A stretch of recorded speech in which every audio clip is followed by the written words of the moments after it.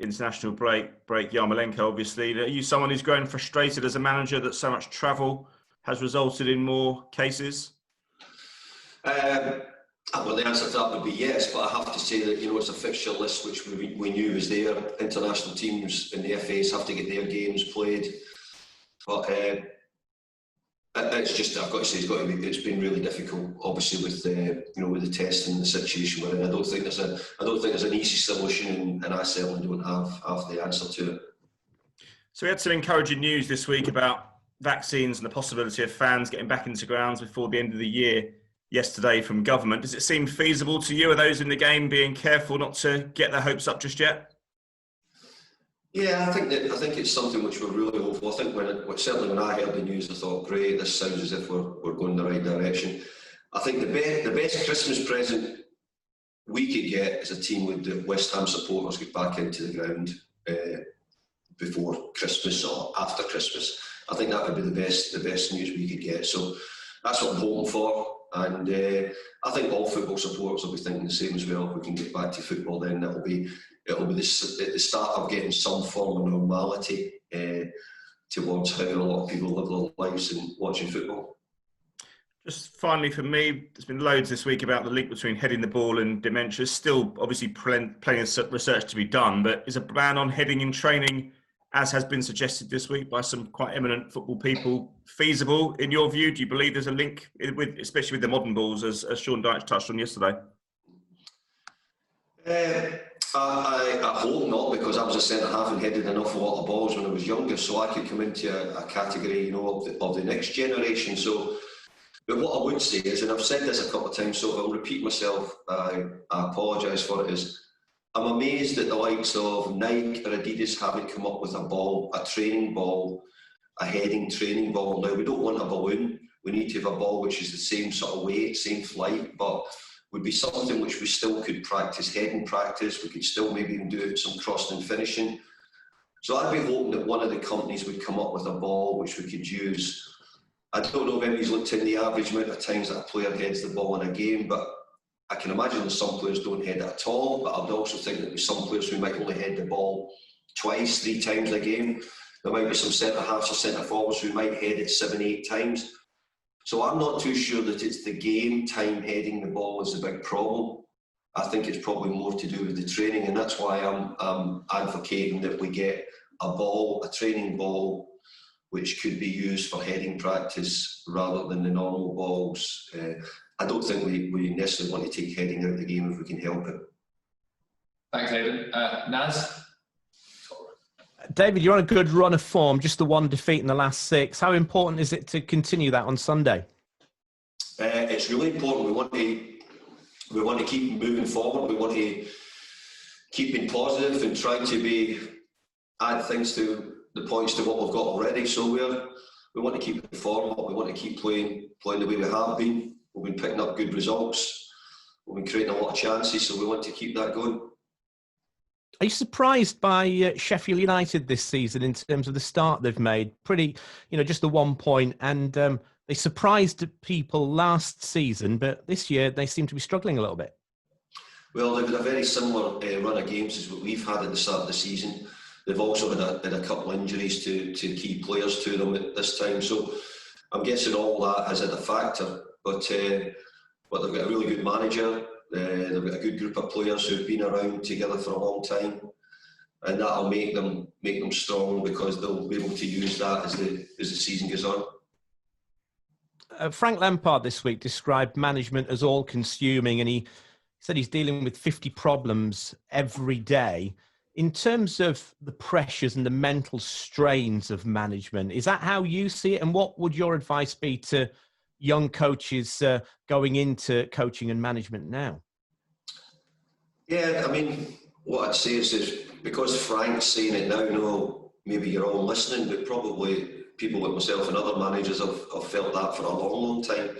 The strains and the pressures of the job are really high, and young managers coming into it have to realise that is part of the game when you go into management. It's the part we can't take away. You learn a lot about the coaching and being a player. It's a big difference from being a player when you're having to looking after so many different things. But Frank's doing a really good job.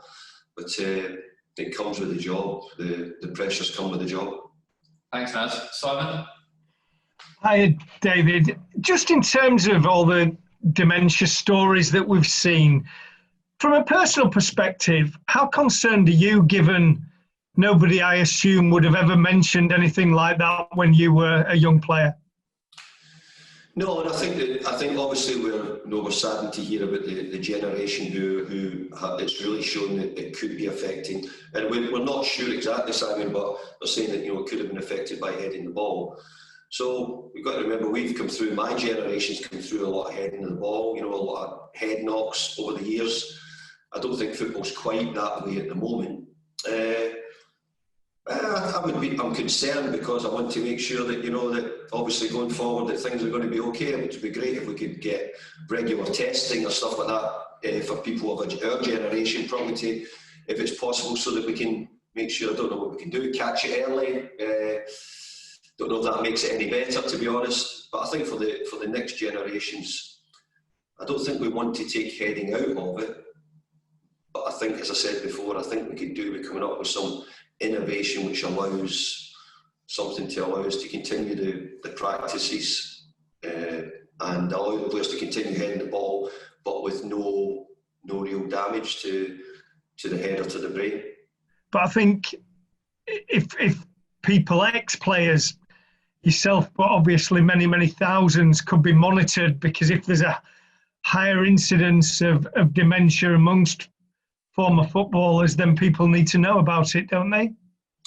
Yeah, of course they do, and that's what I'm saying is, I think if there was a way for us to be monitored or screened, I think it would be really important. And actually going forward, I think it would be something which everybody would see as a good way, and a good way to go forward with it. And can I just ask you about Declan Rice, obviously scoring for England? You've spoken a lot about him in the past. He's such a young player. People forget how young he is. How far can he go in the game, do you think? Well, the big thing is that his improvement with the team here has been great. He's learning an awful lot from the people he's playing around. His performance for England the other night, I thought it was exceptional. There was a lot of talk about the other young English talent, but I thought on the night Declan Rice was as good as anyone on the pitch. I really did. His performance was so good. He's maturing, but he's picking up from good people. Mark Noble, he'll obviously be seeing Harry Kane in the England set up and the leadership which required. So I think for Declan's point of view, it's really continuing to learn, see what good practice looks like, see what the good leaders look like. And I think to be captain of West Ham at such a young age at the moment is helping him as well. I think we're trying to get him to take more responsibility, more leadership, and he's certainly doing that. Thanks, Simon. Ian? Hi, David. You well? How are you doing? Good, thanks, yeah. I'm going to start by talking about Declan as well. I thought that, he played a lot for England over the international break, but I wonder if you agree with me that he's maybe not as appreciated by non-West Ham fans as he is by West Ham fans. We get a lot of people who kind of like don't see what he does unless they see him week in, week out for West Ham. Do you think he's underappreciated by general football fans? Well, I couldn't tell you the answer to that because I don't know what the other football fans think about it. I can only tell you that the manager of West Ham thinks he's terrific, and the manager of England thinks he's terrific, and I would hope that they would be the people who have seen him up close, judging him regularly. I'm just repeating myself. I thought his performance for England the other night was as good as any other player on the pitch, and there was a lot of really talented young players. But you've got to remember Declan's a young player as well. It just happens that he's probably now got 12, 13 caps now for England. So he's doing very well, and long may that continue. You go to Sheffield United this week, only being able to select 3 subs during a game. From tonight, the EFL clubs can have 5. In terms of player welfare, the amount of games that you have to play, the times you have to play them, is it time for the Premier League to change that rule to fall in line with the rest of Europe and the EFL? Well, it's a conversation which we've heard a lot about recently. Our opinion at West Ham, originally my opinion was that we should just have 3 subs, because I felt that it would help the bigger sides with the bigger squads, with the bigger budgets because of the quality of players they've had on the bench. But what I didn't foresee was the amount of injuries which are coming into it. Now, the truth is, we've not had a great deal of injuries. Many clubs like us have not had a great deal of injuries. I think the clubs who've been suffering greater have been the teams who've had Europa League football, Champions League football. Obviously, a lot of those clubs have also had their international players on maybe 3 games over the last couple international breaks. So I think for the fairness of the game, for this season only, I wouldn't be against, and I've said this, I wouldn't be against changing and going to 5 substitutes now if that was the way it was to go. But I have to say, at the start, it wasn't my first thought. But now that I've seen the way football's gone and the way a lot of injuries have cropped up, mainly because of lack of probably sort of close season and the players getting a chance to either have a rest or to get a better pre-season in. And finally, I know you're a popular man. Lots of people will call you today on your phone. If one of them was Wayne Rooney to ask about how his management career should go from tomorrow when he's in part of the quartet in charge at Derby, what advice would you give him, David? And I asked him yesterday if he'll be a Man United manager one day. Do you think he'll manage to achieve that? Well, he's been a proper football boy throughout his career. He's loved the game. He's done nothing but anything else but football all his days. So I think he'll be well equipped. I think there's a lot of things you need to learn. Look, we mentioned things that Frank Lampard just mentioned earlier on about, he didn't realise maybe or wasn't so sure about the stresses and the strains where it is becoming a manager and how it changes. But I think Wayne has the capabilities to go on and be a manager. But first of all, you've got to make sure you get qualified, you get all your badges, get your pro licence done. All those things give you the best chance of helping you when you do get the job. Thanks, Ian. Jack? Hi, David. How you doing, Jack?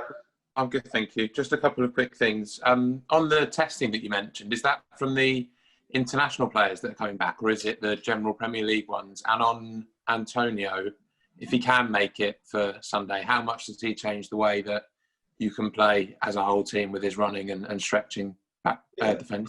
Yeah, well, the first part is the testing is being done by the Premier League on all the international players who are returning. We've been guaranteed that all the players would get their test results back in time. As I said, we put training back today just to give ourselves a bit extra leeway, and thank goodness I did do, or we'd be hanging on here just now to see who was training.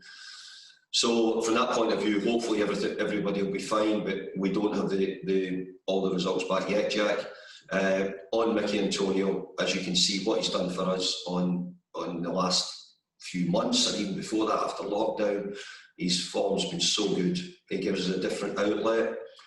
He can run in behind, he can hold the ball up.